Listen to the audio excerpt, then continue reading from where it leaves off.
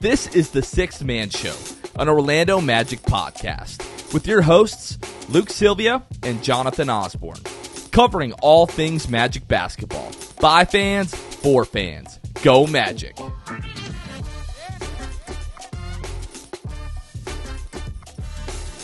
What's going on, Orlando Magic fans? You guys are back with the Sixth Man Show. Today is June 10th, 2024. Jonathan Osborne here. Tonight, joined by Kevin Tucker, Luke Sylvia, a little beach vacation action this week, that lucky dog. But Kev, what's going on, man? How are you? You know, I'm doing pretty well. Feeling super grateful, kind of at a loss for words in a lot of ways. If you listen to the last episode, Jonathan kind of shared, several episodes ago, we shared about my medical situation that's kind of on the horizon. But last episode, Jonathan kind of opened up the floodgates with our GoFundMe that, Magic fans have been so generous to help me and my family out. And so, like I said, just feeling, beyond grateful. It's funny. I have obviously people in my life outside of the Magic sphere of things. And they asked me, a while ago, they were like, hey, can we start you like a GoFundMe, or is there something we can do? And I was like, my friend Jonathan is doing one for me, and I'll send you the link, when that opens. And I didn't send it right away because like once Jonathan opened it up, I was kind of like, I'm just curious, like what's the Magic community gonna do, And like the response was ludicrous, like it was insane and very humbling experience. And so obviously after a little while, I kind of posted it to the rest of the world outside of the Magic community. But I just have to say thank you so much to everybody. People I know, people I don't know, people that are mutual friends of people that I barely know. It's just been a crazy thing. And I'm just, again, beyond grateful. The fact that what was going to be a huge burden and like a mental weight on me and my family is now gone. Like the fact that I can just focus on this surgery and getting healthy and all that kind of stuff and not have to worry about the fact that I will be missing work and the hospital bills and all those things. Like it's all like just totally taken care of. I don't have to worry about it. It's just, there's not enough words to say how much that means to me and to my family and the gratitude that we have. So all that to say, Jonathan, doing great, feeling great, ready to tackle this surgery in about 3 weeks from when you guys are listening to this. Just a really cool thing to witness, like obviously it's not my situation, but it's the situation of somebody that like is like very important to me and Kevin and your wife and your kids, like, and just thinking about what the weight of the situation that you're going into just on its face and in this surgery, right? But then thinking about all the other things that you're going to be faced with sort of after the fact while you're trying to rest up, and just like every dollar and every donation that comes in, like I can't just help but be like really excited for you guys and what that means for you, and like it just warms your freaking heart like seeing a community like we have just sort of rally around you and your family, and like you said, like strangers and people that we don't even know, just like being generous, with obviously everybody, money's tight with everybody these days, and just seeing people step up over and over and over again and to help is just really, really awesome, and just really, really a cool thing to witness the last few days. Yeah, and it's funny, like I had several people that would give like $15-$20 and they text me like, sorry, I can't do more. And I'm like, are you kidding me? $20? That's a meal for my family. Like right. Think about that. Like that's a lunch that especially like my wife, while I'm the first week when I'm literally like a vegetable, my wife doesn't have to worry about. That's enough food. That's enough money to take care of my family for a meal. Like, are you kidding me? So every dollar counts. Every dollar has been amazing. And again, just beyond grateful. We'll always be grateful for this. This is something I will definitely never, ever forget. Well, we do have a couple of other announcements as the show continues to evolve. With Luke transitioning slowly out of the show, Kevin and I started to talk about like, hey, what is that going to look like for a number of the different, pieces of content that we put out. The podcast, obviously, the post-game lives that we've been doing, the Sixth Fan Show, that Ben has been doing as well. And as Kevin and I talked, it just seemed like the most logical thing would be for Kevin to sort of slide in as the co-host of the pod. But then we started talking about, well, what does that look like for the post-game live? Because we do roughly like 50 of these during the regular season, plus the playoffs. So to do 50 episodes of the show where we're talking about the team for an hour plus, and then you did 90 plus post game lives last year when you talk about the preseason, the regular season, and the postseason. So to try to do 140 different things over the course of 6 months, like it's just not feasible for any one person to do that. So we started basically, slowly and quietly looking for help with the post game live. So we are super excited to announce that we're bringing 2 members onto our team that are going to help with the post game lives in different ways. We're still discussing that as a team in terms of like what the best version of that is going to look like. But if you are familiar with Magic Twitter and some of the personalities there, Sam Melhuish, who I met through Magic Twitter, and everybody on Magic Twitter knows the other guy, Matt Rogers, better known as Matty World Peace. Both of those guys are going to be joining the team and helping us with post game live and just helping us with other content. Both awesome dudes, both super crazy, passionate, and knowledgeable Magic fans. Bring different personalities and different flavors to the team and what they'll bring to the post game live broadcasts, and a lot of transactions happening in the 6-man show off season here. Obviously, Luke is a massive loss, although he's still going to be a big part of the team. But like 2 massive acquisitions in Sam and Matty World Peace, and couldn't be more excited about those guys joining the team and really looking forward to working with them, Kev. 6-man show's not staying pat this offseason. We'll talk more about that later, but I'm just saying a lot of moves happening, and a lot of good ones. So obviously very, very excited about Sam and Matty World Peace there. It's going to be a good season coming up, not just for the Magic, but I think for the 6-man show as well. So if you follow those guys on Twitter, first of all, Matty World Peace, his Twitter handle is literally Matty World Peace, Matty World Peace, Peace. Go ahead and throw him a follow. And then Sam can be found on Twitter. I'm trying to pull up his. He's Sam _ Melhuish, SAM _ MELHUISH. So if you don't follow either of those guys or both of those guys already, go ahead and throw them a follow. And again, welcome those guys to the team. And we could not be more excited to have them a part of the 6-man show here. Before we go into what we have planned for today, Bobby Marks, who is like a NBA analyst, free agency guy, salary cap stuff, used to be the assistant GM of the Brooklyn Nets some time ago. Every offseason, he goes through and does like an offseason guide for every team. And he did one for the Magic, and we're going to talk through some of the highlights of that in just a little bit.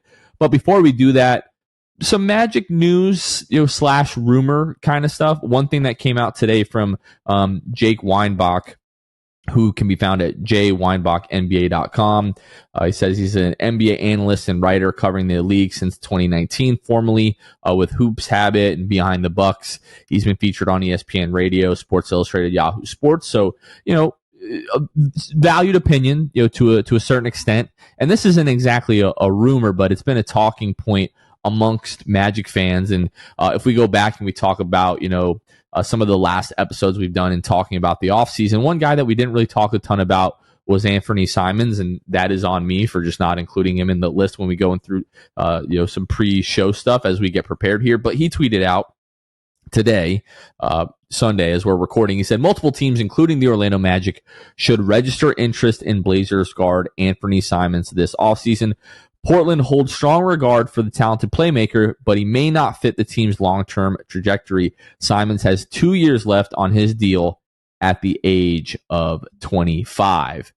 Anthony Simons, obviously, Orlando's very own, grew up as a Magic fan. Pre-draft, talking about the Magic, said it would be a dream come true to play for the hometown franchise. And basically the last few years as he's sort of blossomed and come to his own in the league, he's been at like every Magic fan's wish list. Like if we could go out and acquire any guy around the league, Anthony Simons is one of those guys, like really efficient as a shooter, obviously a high level scorer, ball handler, playmaker. Kev, we haven't talked a ton about Anthony Simons because the way that you would have to acquire him would be via trade. It's not one of these guys that we could go out and lure with a ton of cap space. Like, you would have to convince Portland to take on some of your own assets. But what are your thoughts on Anthony Simons? And I guess we can talk just a little bit about what we think a trade could look like if the Magic were to pursue that. Yeah.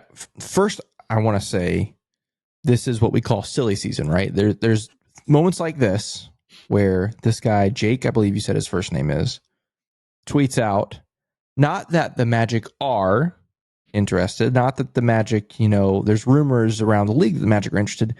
The line was the Magic should be interested, so this is where we got to read, into what is being said here. This is a suggestion by this guy, Jake. By all accounts, like I haven't read anywhere else this is being rumored anywhere else. And his language saying should implies to me that he thinks the Magic should be interested. Again, based on what the Magic need, based on the hometown, all this stuff. However, if we're going to run with this conversation, which I want to, yeah, bring me Anthony freaking Simons. I mean, the guy's named Anthony. Like, come on. I mean, for no other reason, we know why he was named that. Obviously, the hometown stuff aside, which is a good feel-good story, right? Like, if he comes to Orlando, that's going to be one of the coolest things ever. But on the basketball court, yeah, I mean, you talk about what this team needs. This team needs another creator, a shot creator, especially at the guard position. He does all those things. Obviously, three-point shooting, a well-known struggle for this team. He shot last year, Anthony Simons shot 42.7% on catch-and-shoot threes. You think Paolo and Franz aren't going to generate catch and shoot threes for Anthony Simons? I think so. Again, it ultimately comes down to, would the Magic offer enough to make it interesting for Portland? Like, to make Portland think about it. It's going to be a long shot. I know you've already looked at, what a potential trade could look like. What are some things that you came up with? Yeah, I mean, obviously, in order to make a deal like this happen, like, the money has to match. So Anthony Simons, this upcoming year is going to make almost 25.9 million next year, 27.6 million. But the money's got to work. And when you start looking around the team, and this is sort of the same philosophy that I have with approaching a trade for a guy like Trae Young, is Anthony Simons is not known as like a defensive guy by any means. Neither is Trae Young. So if you're making a move for a guy like this, you have to give up as little of that defensive identity as possible. Mm-hmm. If not, you're really just changing so much about your team. Like, if we were to include Jalen Suggs or Jonathan Isaac in a trade for Anthony Simons, yes, you're getting better offensively, but you're getting so much worse defensively. I don't know if that's the kind of move that our front office would be interested in making. So when I think about a deal for a guy like Anthony Simons, some of those more valuable trade assets, like a Jalen Suggs, like a Jonathan Isaac, to me are sort of off limits, because you're really looking to add to what you have, not really take away so much. So when you start looking at the fact that you're losing, the money that Markelle Fultz makes in order to be able to include that in a deal because he's an unrestricted free agent, you're losing Gary Harris as well. The ways in which you can go to make this money work, it really gets pretty slim. And when we look at what the money makes work and also what would work sort of and make sense for both teams, you don't really have a lot of options to make a deal like this work. So for me, what that would look like would be Cole Anthony, Wendell Carter Jr., and probably 2 first-round picks. So I would include like this year's number 18 pick, because in my opinion, the Magic really shouldn't be looking to bring in another rookie. Essentially, you're hoping that Jett Howard is functionally going to be your rookie next year.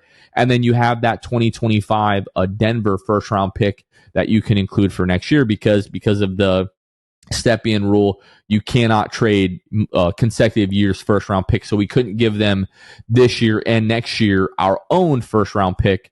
So that allows you, say, look, next 2 drafts, you're going to have a first-round pick, one from us, one for Denver. It makes the money work. They get Cole Anthony. They're trying to move on in this scenario. They're trying to move on from Simons because they have Shaedon Sharpe. They have Scoot Henderson, those guys that are probably going to be their like leading backcourt in the future. Cole Anthony isn't going to disrupt that at all. He's going to be the guy coming in off the bench. Wendell Carter Jr., you're getting more big man depth behind DeAndre Ayton or Robert Williams, and you're getting him on a relatively cheap deal. if maybe they're looking to move on from either of those guys this offseason. And then you're getting picks. Like in this scenario, if you're moving on from Anthony Simons, you're probably looking to do a little bit of a tear down to build back up around Shaedon Sharpe, around Scoot Henderson while those guys are still on their rookie deals. So having a few first round picks in your, arsenal there, if you want to use those to make other moves, that's probably what they're going to be looking to make.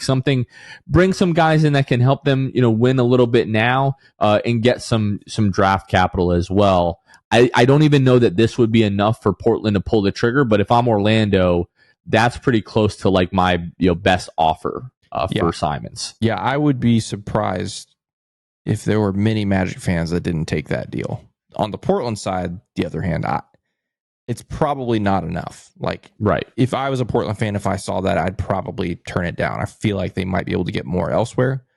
But again, to your point, I 100% agree.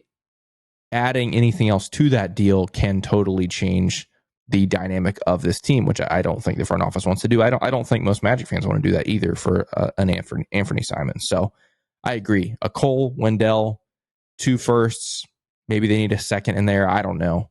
That would be amazing to me. Now, here's the question: would you go 3 firsts? Like if it had to be done, Cole, Wendell, and 3 firsts, is that too much for Anthony Simons? I don't think I would go. I don't think I would go quite that far. 3 firsts just feels like a lot. Yeah. I mean, this year you could say, well, like this pick isn't really that valuable. Maybe you don't even really want it anyways. You give up the 2025 and then you give up like your own 2026 pick. Maybe. But I think I would have a hard time doing that. And for anybody that's like, oh, well, why are we giving up Cole or why are we giving up Wendell? When you look at the rest of the roster, like, again, with this philosophy of not giving up your defensive identity, there's not a ton else that you could really offer. Do they want Joe Ingles? No. Do they want Chuma Okeke? No. Do they want Mo Wagner? Probably not. Do they want Anthony Black? Why would they be trading for a young guard in this situation when they're trying to build around these other 2 young guards? Maybe they want Jett Howard. I don't know. If they want Jett Howard, then sure. Like if you have to throw Jett Howard in there to make that deal happen, you probably do that, right? But for a lot of reasons, I just don't see this move super realistic for the Magic. And I think that's part of the reason why we didn't really talk about it a ton as people were bringing it up a couple of weeks ago, because in my opinion, Portland would have to make a bit of a mistake to take a deal like that. I feel like they could get more value for Anthony Simons than that. Yep. A little bit of draft news. I know we've been talking about how we're going to talk about draft prospects, and that is coming. We're hoping Keandre from Hoop Intellect, who's come on the show the last couple of years and talked about the draft. We're hopeful to get him on the pod in the next week or so to talk some more draft. I know there's some draft junkies out there that really want to hear all that, and we're looking to bring that as we get closer to the draft here. But we do have some news from Cody Taylor, who covers the rookie wire for USA Today.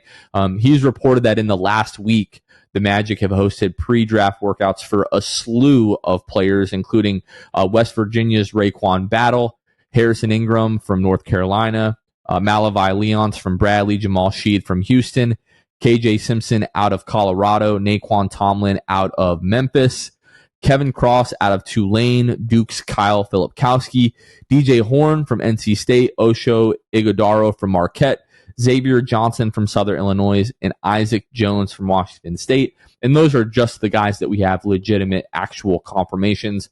If you've been following the Magic and their draft process for the last 3 or 4 years, there are guys that they work out that don't always make it to the media. Franz Wagner, being one of those, and obviously Paolo Banchero never really met with the Magic until Zoom, I think, a few days before the draft, before they made that selection. So, looking forward to getting closer to the draft here in the next couple of weeks. And as we start talking about free agency and some of these decisions that the Magic have to make with their own free agents, depending on how this Celtics Mavs finals go, like that could be a week from now that the Magic are able to start negotiations with their own free agents with the new collective bargaining agreement. Teams are able to start negotiating with their own free agents the day after the final. So all that stuff could be happening pretty quickly here, Kev. Yeah. Meaning, just to clarify, the day after the finals are done. So if it's 4 games, the very next day, those negotiations can happen. So that could be this week, or like we said, Game 7, which would be 2 weeks from, as we're recording this right now, Sunday, June 9th. So like the 23rd. So it could be all the way to the 24th. But that does mean that's the latest this could happen. The 24th of June is the absolute latest that these, negotiations with your own free agents can happen. So it will be sometime in the next 2 weeks that we'll get, maybe some information there about that. So yeah, pretty crazy. 2 weeks from that, just over 2 weeks from the draft. And then, another week after that, you're getting into free agency. So like it's all happening here in the next 4 weeks or so, which is pretty stinking exciting. And why is an NBA Finals between Dallas and Boston taking 17 days? It's the craziest It's a 4 hour and 15-minute flight. I just looked it up. If it was Boston in LA or, Miami and Portland, you kind of understand that, 6-7 hour flights, whatever those are.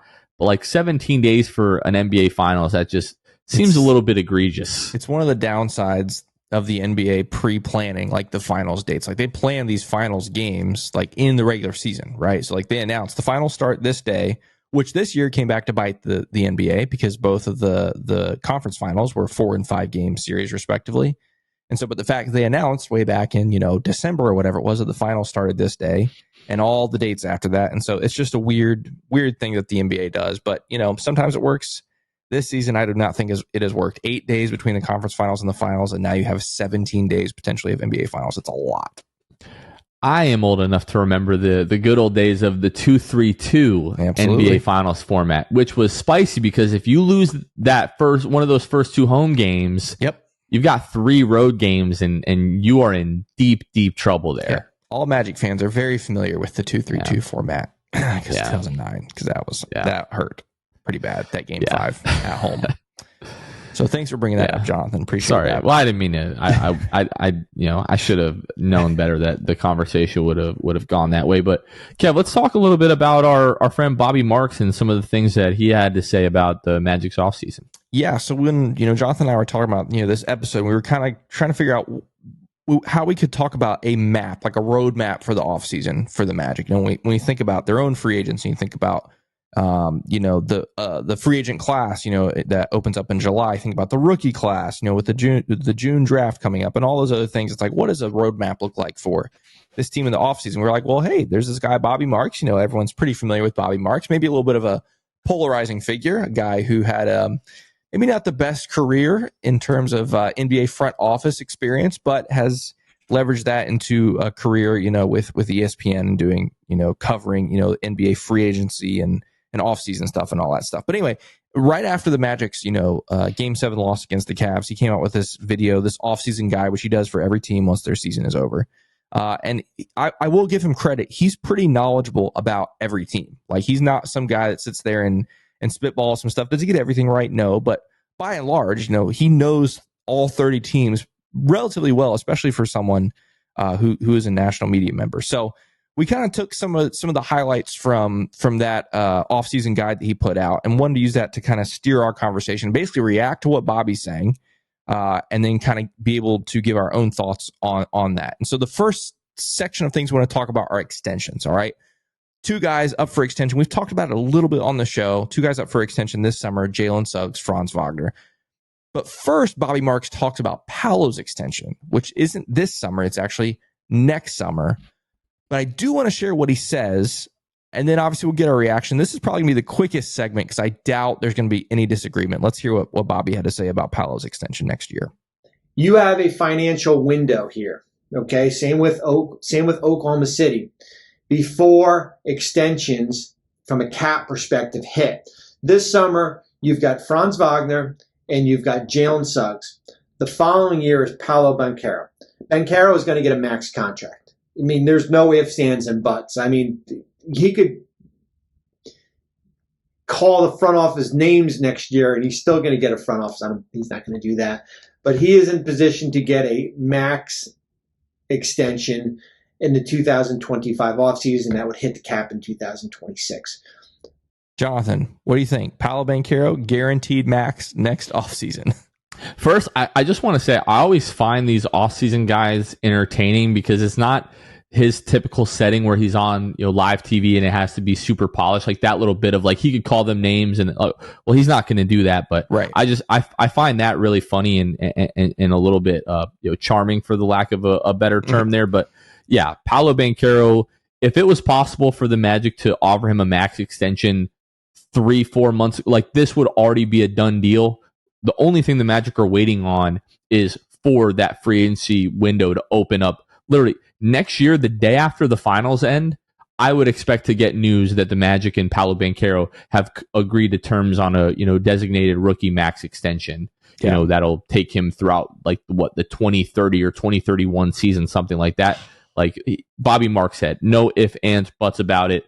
That is 100% getting done. Yeah, like I said, I expect this to be our shortest segment. All in agreement here. Like, it's going to happen. But I hadn't put that image in my brain yet, Jonathan, until you said that. Wake up the morning after the Magic win the finals next year, and then you get the Paolo. I'm just kidding. But whenever after the finals, you wake up that next morning and the Paolo extension, Woj or Shams tweets that out. It's going to hit like crack. It's going to be awesome. Okay.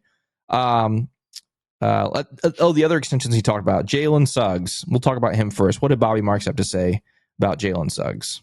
And the same with Jalen Suggs, who's basically the quarterback of this team as far as from a defensive standpoint. We'll probably see his name on all defense going forward, maybe if not this year, in the near future here. But tied for 8th in steals, ranked in the top 10 in defensive, estimated plus minus.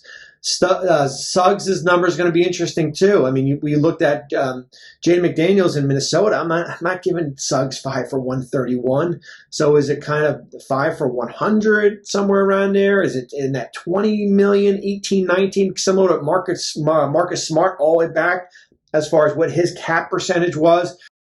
So Jalen Suggs extension, obviously up for discussion this summer. Very interesting conversation there. Do you have a ballpark number? Do you have an idea already in mind of what either you think Jalen should get this summer or what you think he might get this summer from the front office? Yeah, I think for me, what factors into this is, first of all, like I look at our like most recent data point with extensions in the Magic. I look at Cole Anthony, right, at $13 million a year. I think everybody would agree that Jalen is going to come in at a higher number than Cole Anthony. The other thing that comes to mind is I saw something yesterday or the day before. I forget what outlet reported it, but they were talking about all these like TV deals with that the NBA are getting ready to bring in, and it's something like over I think the next 10 to 12 years they're going to be bringing in $76 billion. And I read that and I said, they must have missed like the decimal point there. Like they mean $7.6 billion. And I looked into it more, and on another outlet verified $76 billion. Yep. And just what that is going to do to the cap over the next few years. And thankfully the league and the Players Association learned their lesson from like the 2016 cap spike, that there's going to be cap smoothing. So we're not just going to see this 1-2 year explosion.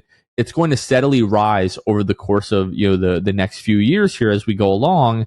And $25 million now, we get a few years down the road, and that's going to be the new $10 to $15 million range. So when you see deals that will inevitably happen this summer, and you see guys getting maybe 20, 25 million, you have to remember 3-4 years from now, that's going to be more like what we think of now, like $16, $17 million. For me, with Jalen, my estimation was probably somewhere between like that 18 on the low end to, I don't think he would get 25. But depending on how the Magic value him offensively and maybe some of the growth that they could see there, that would be pretty shocking. Like he talked about like the Jaden McDaniels deal was like 5 for 130. Like I probably don't see that happening, but like 5 for 100 million, I would be really, really happy about that for everybody involved. Yeah, that was the number for me. Kind of, I don't know if floor is the right phrase, but yeah, I said I don't think I can see him getting less than 20 million average for this next contract. 25 would be a lot. Like you said, is it 100, for 4 years or 125 for 5? I don't know. That seems like a lot. But yeah, 100 for 5 years. Yeah, I think that's very reasonable. I think for both sides, it's it's still so interesting, and this will come with the Franz conversation too, about how the new CBA is going to interact with the new TV money, right? Like it's just a unique thing. Obviously, the league's in a position it's never been in before, getting over $7 billion a year coming up with this next TV deal. But anyway, obviously, I think all parties, at least I think we agree that parties will come to an agreement on an extension. I think that is going to happen. Jalen doesn't want to leave. The Magic don't want to lose him. I think an extension is inevitable. The dollar signs are actually the big question mark. Would you agree, at least? I should ask you. You agree you think that an extension is going to happen? If it doesn't happen, I would be really, really surprised. Yeah. I just don't see, they'll have plenty of time to negotiate that. Like, I think it's up until the day that the season starts to come to an agreement with Jalen. But if you start the season without an extension, he's going to restricted free agency. And for a guy that just loves this team so much and is such a big part of the culture, I don't know why, either side would want to come anywhere near that. Yeah, I think, within the first week or so of free agency, we see news of an extension for Jalen. Yeah, I agree. And I hope that's the case. I think Bobby mentions it in one of these clips that the deadline is like October 21st, I believe, is what he mentioned. I don't know. I haven't gone back to double check that, but I believe that's the date he mentioned. Okay. Now, this is the interesting one here, because I know where you stand on this, and I've heard where Bobby Marks stands on this. Let's take a listen to what Bobby Marks thinks about a Franz Wagner extension. The extensions are going to be fascinating.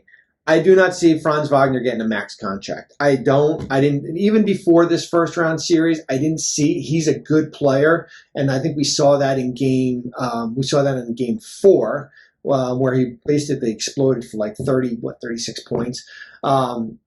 He is a below average shooter. That is the reality of it. And you want one for whatever in a game 7. I think he is probably a $25-26 million player.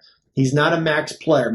There's only a handful of max guys, non-all-star max guys. Michael Porter Jr., Darius Garland, Andrew Wiggins. Those are the 3 guys there that fit that criteria, that got max contracts, that probably shouldn't have deserved to get it. And the only reason why nobody's talking about Porter Jr. in Denver is because they're winning, right? And he's actually played well, but he's not a max player. Come on. Max player is an all-star franchise level, and I know Wendy says it's the fun max, but I'm not giving the fun max to Franz Wagner. Here's what this is interesting. This is from my guy, Stats Williams. 29% on all jumpers this season, 29.5% on catch and shoot jumpers, and at least 100 attempts per second spectrum. After the All-Star break, 18.5% on 3-pointers. That is not max money. I'm not giving Franz Wagner a max. I am going to extend. So, Bobby says extend him. I think he said, 26 million, somewhere around there. Not a max in any capacity for him. He thinks he doesn't even come close to deserving it. He spouted off some shooting numbers there, but I know where you stand on this. So let's hear your thoughts on a Franz extension. Yeah, really quickly, I just want to help clarify for people that may not understand like what a max is. So for when you're signing a extension from your rookie deal, right? You're allowed 2 designated rookie max extensions per team. The max is 25% of the cap, unless you've made like an all NBA team or one MVP. Like there are certain like accolades that you can receive that qualify for like up to 30% of the cap. So let's say the cap's not 100 million, but in theory, let's say the cap was 100 million. A max player would be able to earn either 25 up to $30 million on that. I think the cap for next year is projected to be like $141 million. So we're talking about whatever, 25% would be for Franz Wagner, and then at any time, if you make an all NBA team or you win MVP, then, the max can be worth more, like, with incentives and all that stuff. If I'm understanding that correctly, that last part I may be mistaken on. But nothing that Bobby Marks said is anything that we're not aware of, right? Like when it comes to, the shooting and all that kind of stuff. We've talked about, the last couple of pods, like even if Franz was just a little bit more efficient, like what his shooting numbers would look like. And for me, it comes down to well, what version of Franz Wagner do you believe in terms of a shooter? Do you believe the, first couple of years where he was around 35, 36%? Or do you believe it, this year where his shooting just absolutely fell off of a cliff? Even factoring in the shooting, the 3-point shooting, the jump shooting, all of that kind of stuff, from the floor, it was still his most efficient year at 48% from the floor, and had an increase in career highs in every other statistical category besides the 3-point shooting. When you look at Franz's numbers and you look at guys, 6'10" or bigger, and I talk about the 6'10" mark because we talk about his value as a defender and the versatility that he has and the length, given his size and his athleticism. When you talk about guys 6'10" and bigger, averaging 19 points per game on 48% or better shooting and averaging at least 5 rebounds per game, it's Joel Embiid, Giannis, KD, Jokic, Anthony Davis, Markkanen, Karl Anthony Towns, Alperen Şengün, Porzingis, Franz, Domantas Sabonis. Almost all of those guys, we would agree, are max guys. Bobby likes to bring up those other guys that received, the max extensions that, were not all-stars. Michael Porter Jr., Darius Garland. He names a couple of other guys. You ask any Magic fan who they would have Michael Porter Jr. or, Darius Garland, whoever else he named, all of us are picking Franz Wagner, right? Franz Wagner is better than all of those guys, in my opinion. And me giving Franz the max is like, I just have the confidence that he is the shooter that we saw the first couple of years rather than what we saw this year. And ultimately, the conversation that I had with some Magic fans is like, if it comes down to it, are you maxing Franz? Like, if you have to, right? If Franz is like, I want the max or I'm going to restricted free agency, I'm going to give him the max rather than upset this guy who I do believe is one of those all-star level, franchise level guys. I do believe Franz Wagner is that.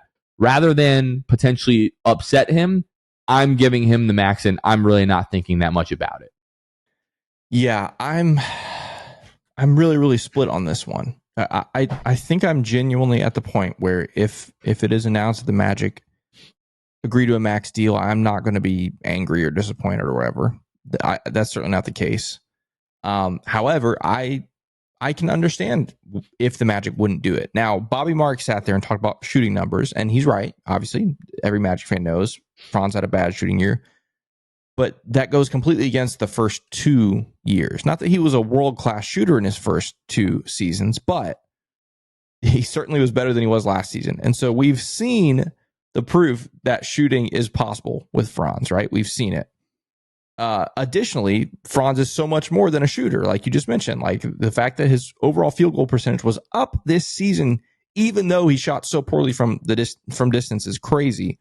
But then you also add the fact that he's a good defender, like he is an underrated defender for what he does. So all that combined, I think I'm probably leaning just barely to not giving him a max, but I wouldn't be mad if they did. Here's something else I do want us to consider, though, with Jalen, with Franz. I don't know about Paolo, but with Jalen and Franz, and really anybody else in this core, is this a unit, a group that would, at such a young age, already be willing to leave a little bit of money on the table to allow for flexibility for the front office to continue to build what they want to be a powerhouse that lasts for a really long time?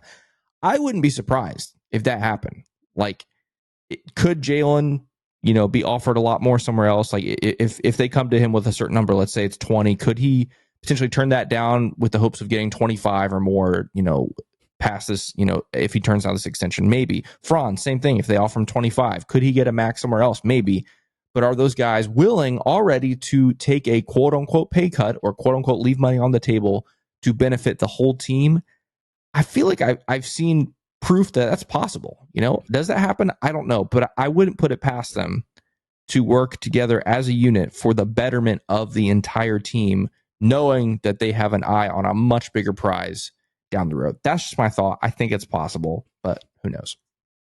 Yeah, I think there is something to that. Like, at what point is and this might sound kind of silly because these guys are making just crazy amounts of money, but like at what point are you like, no, like $20 million a year is enough. I can take 20 instead of 25 and then, we continue to build. But on the other hand, it's like, you're going to give away $5 million. Like that Right. just seems kind of silly. So I don't know that I would be shocked to see that. I would probably be a little bit surprised. And going back to Franz, I guess I should have clarified, like talking about like where I was saying he was more efficient everywhere. The field goal percentage took just a baby drop from 48.5 to 48.2, but 2-point field goals, he went from 54% up to 57. Career or went up from 84 to 85% from the free throw line. The effective field goal percentage was down just a little bit because of the 3-point percentage, but he dropped 8 percentage points from behind the arc. So doing that and just barely dropping in field goal percentage, like just shows you it was so bad from behind the arc, but he was so good and so effective everywhere else that to me, it's really not that big of a deal. But I'll say this, if it comes out and the Magic are able to get Franz for $24, $25, $26 million a year and they don't have to max him, tip your cap to Jeff Weltman for being a good negotiator. Because if it was me, he's like, yeah, I want the max. You got it, pal. Sign here. We'll see you in a couple of months. Go have a fantastic Olympics, whatever the case may be. But it's their job to be shrewd negotiators and to do what is best for the franchise. And if you can get really good players for less money than they deserve, you're doing your job as a GM. So if it comes back and like Franz doesn't get the max, I'm not going to be upset about it because honestly, that's probably better for the Magic to have more cap space. Okay, let's go ahead and take a quick break for our word from our patrons or for our patrons here. If you're not familiar already, we do have a Patreon channel where you can join and help financially support the show and partner with us and get benefits like monthly Zoom calls and access to our Discord community, which has like over 70 Magic fans. Right now, they're talking about the finals, but usually throughout each day, they're talking about the Magic all day, every day. So if you want to be a part of that, you can find us at patreon.com/the6man show. We give a special shout out to brand new patrons whenever we have them. And we give a special shout out to our elite and Hall of Fame tier patrons each and every episode.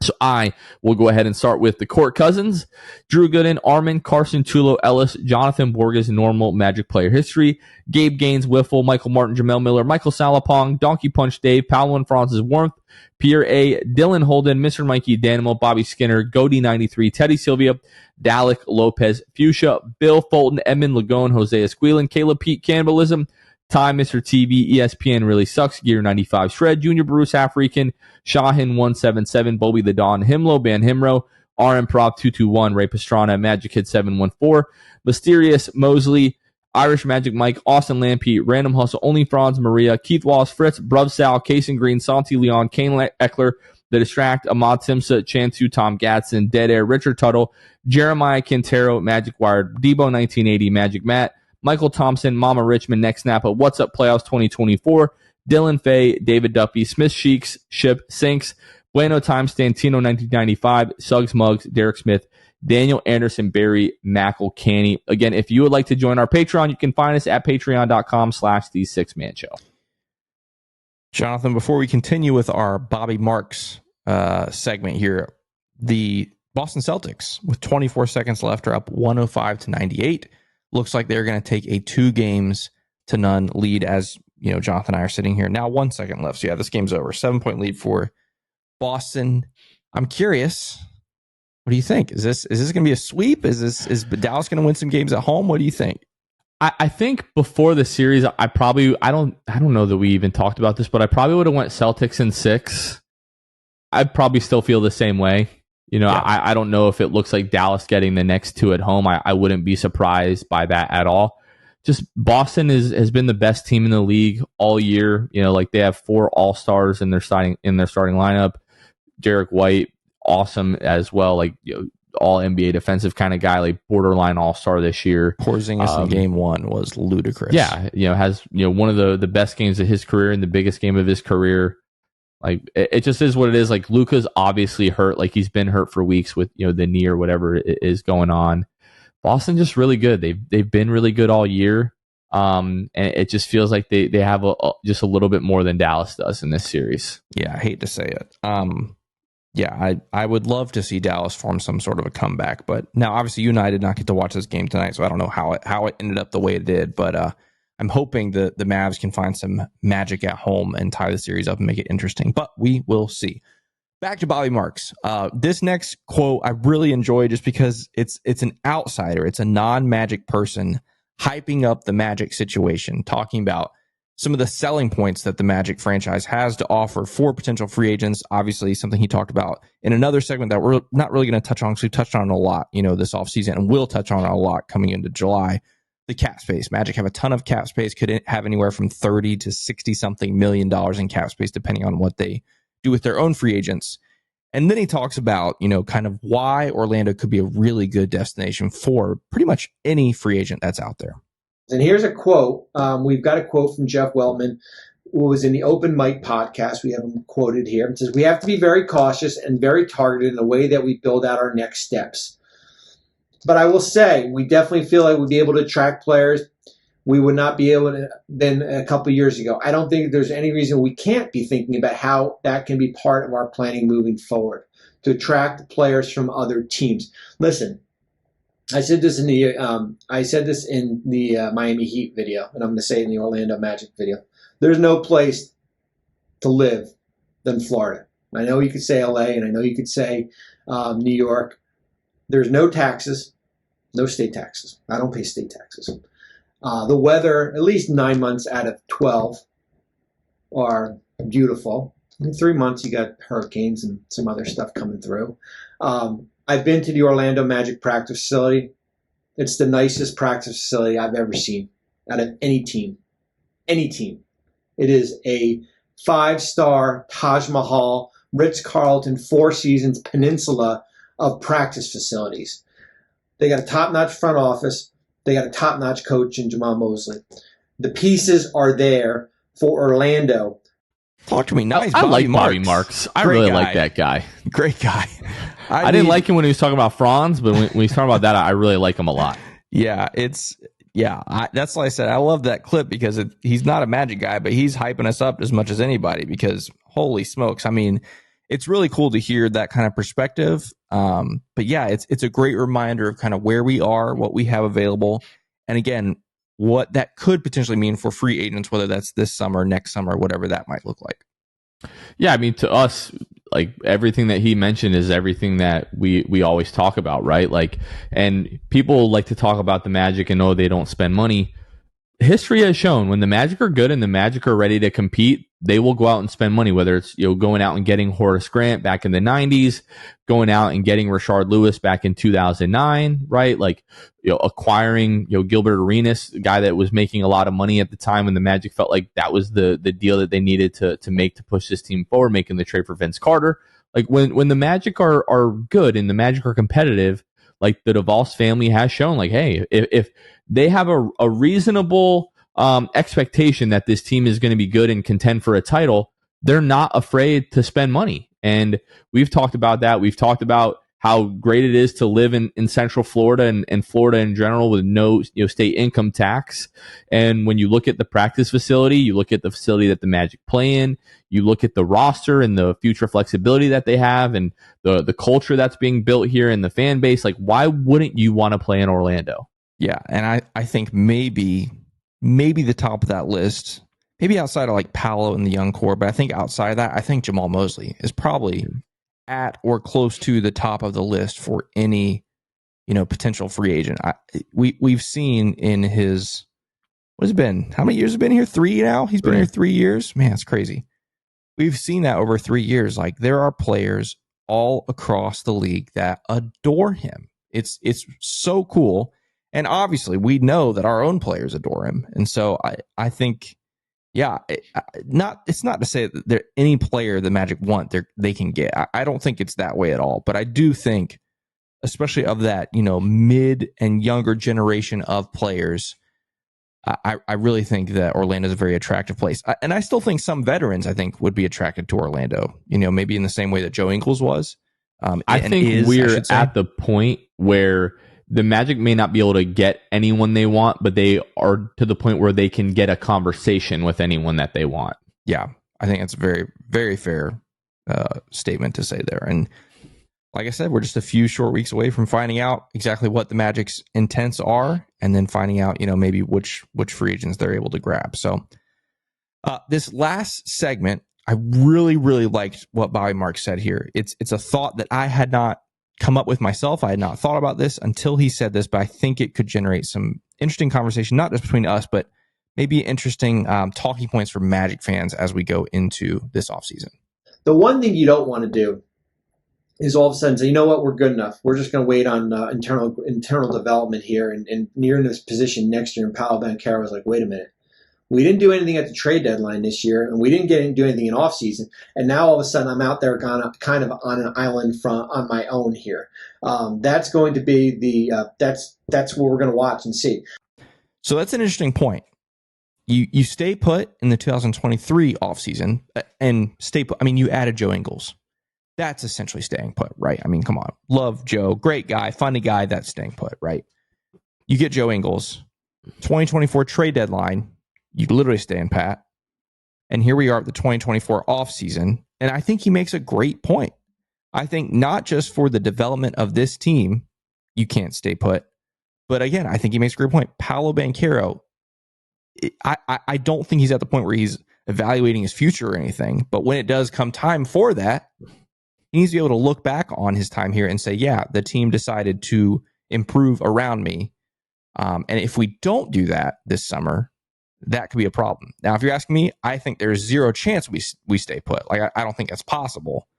However, this front office has surprised me before. What are your thoughts about the Magic potentially staying put this offseason?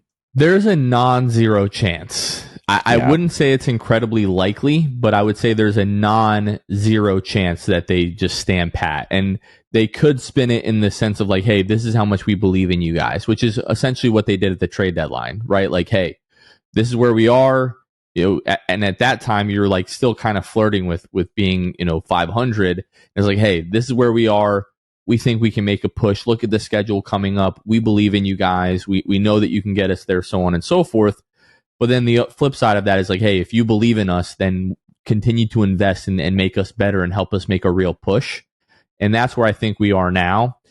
This team and this front office, since they've taken over the last 6-7 years, they've had more than enough time to sit and evaluate and to a certain extent clean up the mess of the previous regime here. Now it's the point where we've started to see their fingerprints on this team. Now I want to see their handprints on this team, right? I really want to see what this philosophy and this the thought process behind roster construction. I want to see what that really looks like from this front office. And you have all of the resources in front of you. You have all of the cap space. You have all of your future first round picks. You have the Denver 2025 pick. There's the potential for a pick swap in the future as well. Depending on what happens, like with Washington and Phoenix and all that kind of stuff. Now is the time to make that move, right? I think this team has been patient enough. I think ownership has been patient enough. And ultimately, I feel like this fan base has been patient enough that it's time for some payoff. I'm not saying you go out and you use all of the cap space that you have and you go out and get a Paul George and you make this big splash and you mortgage part of the future, but you can be reasonable with the resources that you have in place to really improve this team and step on the gas a little bit and push them along. If this team is not contending for a top 2, 3, 4 seed next year in a real way, like not, we barely, got home court advantage, and things change. There's always context and nuance around each season, but we should be making like a real impressive contention for the upper echelon of the Eastern Conference next season, or something went wrong. Yeah, I think for me, what's so interesting about this offseason is that we have not seen Jeff Weltman spend money, really. Like, I mean, if you think about who is on this roster, it is players that were drafted or players that were traded for, with some exceptions. Like I said, a Joe Ingles, right? Like, you go out and get him. A couple off seasons ago, they signed Bol. I mean, like, those kinds of things. But outside of that, I mean, Gary Harris, even he was traded for, up and down this. I won't go through everybody, but look at the roster. I mean, they've never really spent money. And so the fact that the Magic will at minimum have 30 million probably. I mean, it could be less, but more than likely it'll be around $30 million to spend. And again, could be upwards of 60 million. That is so intriguing to me because I have absolutely no idea what to expect from them. Like, this is uncharted territory. And so, like you said, this is an opportunity for this front office to kind of grab this thing by the reins and take it whatever direction they want. But ultimately, I am 100% in agreement with Bobby Marks. Like, you cannot stay put this offseason. Like, moves have to be made. If you're asking me, moves have to be made. I don't think they have to be these crazy sweeping moves where you're trading a bunch of guys, or you're like you said, signing a Paul George or whatever. But something has to change. If you go back, if you run it back with the same crew next year, I think that is a horrible mistake. But I don't believe that the front office is going to do that. And going back to like the money that they've spent, like the biggest moves they made, re-signing Nikola Vucevic, re-signing Markelle, or extending Markelle Fulton, extending Jonathan Isaac. Right. Like, outside of that, we haven't seen them, spend a ton of money. Yeah, exactly. That's what I'm saying. Like, they have not gone outside of us to spend extensive money. And so they may have been responsible for extending Aaron Gordon. I can't remember if right, they were if they made that deal, but like they haven't like gone outside of exactly. what was already here to make exactly. a big, financial investment in anybody. Exactly. Yeah. So for me, that's super interesting. And again, I have no idea what to expect. But anyway, that's kind of the Bobby Marks stuff. He did touch on some other things. Like I said, free agents. He talked about our 2023 rookies. He talked about a couple other things. So obviously go check that out.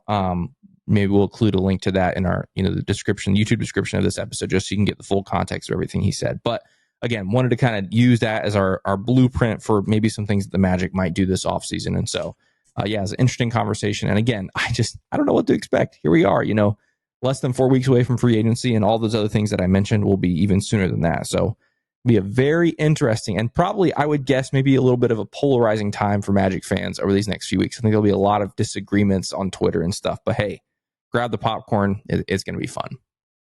Aaron Gordon was John Hammond and Jeff Weltman. Yep. I had to go back because it's been quite a few years since that has happened. But yeah, the Bobby Marks stuff, always find that really interesting because he looks at it from like a financial aspect and not just in terms of like, oh hey, this is what they sort of need to do to be a bit better there. So yeah, appreciate that. Always fun to go through and theorize a little bit. You and I talked just before we started recording about how I'm sort of already tired with the like, oh, should we sign this guy? Should we trade that guy? Just because, not that I don't like talking about that kind of stuff, but when it comes to free agency or trades and the draft, when you look at the possibilities the Magic have this offseason, there is genuinely like a million different directions that they could go in. And I just want to see it happen. Like we've been talking about it. It feels like since the trade deadline, like, hey, will we, won't we kind of thing. And I just want to get down to like, this is what they actually are doing. Don't listen to what they say they're going to do. Let's see what they actually do. That's what I'm looking forward to here. You and me both, brother. It's going to be wild. All right, Kev, I think that's going to wrap this one up. What do you say? Yeah, let's do it. Okay. Well, appreciate Bobby Marks for helping out with the content this episode. Really appreciate that. Again, hopefully this week we'll be jumping more into the draft content and talking more about that as we're just about 3 weeks away from the draft now. But that's going to do it for this one. For Kevin Tucker, this has been Jonathan Osborne. You all have been listening to The Sixth Man Show, and we will catch you guys next time. See ya. Thanks for listening to The Sixth Man Show. Be sure to subscribe on iTunes and Spotify to get new episodes downloaded directly to your phone.